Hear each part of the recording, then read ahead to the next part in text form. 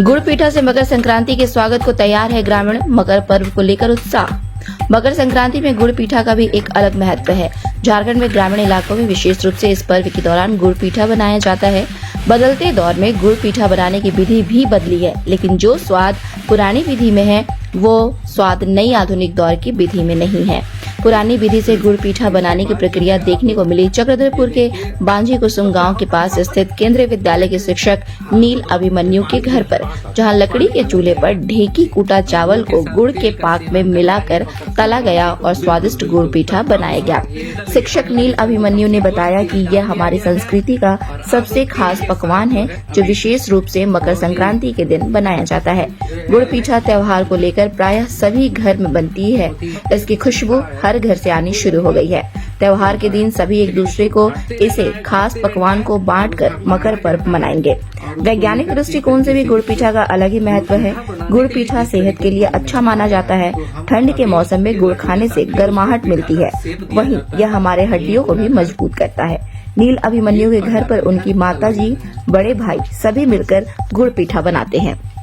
इसमें हम कृषक लोग फसल कटने के बाद, उस फसल को हासिल करने के बाद हम लोग खुशी मनाते हैं, और इस खुशी से जुड़ा हुआ जो पर्व है वो मकर संक्रांति है। इसकी तैयारी लगभग 1 महीना, फिलहाल के परिप्रेक्ष्य में इसकी तैयारी लगभग 1 महीना पहले से शुरू हो जाती है।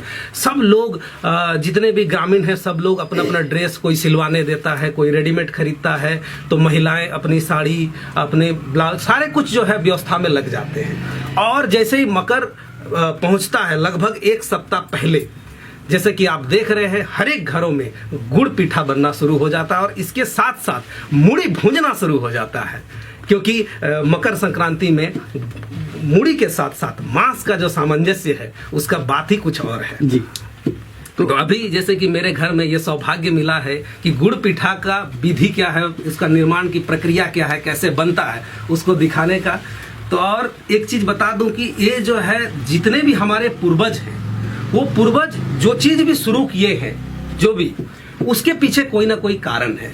अभी मकर संक्रांति ठंड के मौसम में मनाया जाता है और ठंड के मौसम में गुड़ का काफी महत्व है। इसका अगर वैज्ञानिक दृष्टिकोण भी हम देखें तो गुड़ हमारे हड्डियों को मजबूत करता है, और साथ ही साथ ये ठंड के मौसम में हमें गर्मी देने का जो है इसमें गुण पाया जाता है।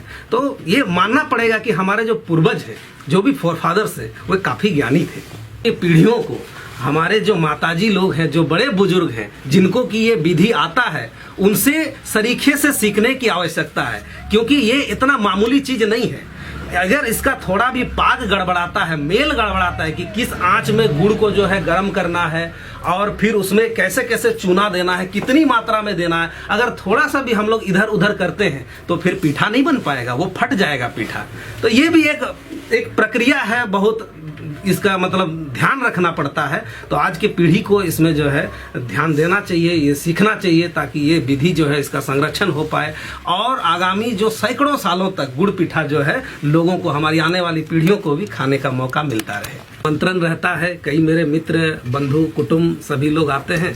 तो ये बांटने का पर्व है, जो भी हमारा पर्व होता है ये मिलजुल कर जो है ये मनाने का पर्व है। तो काफी पीठा का खपत है मेरे घर में।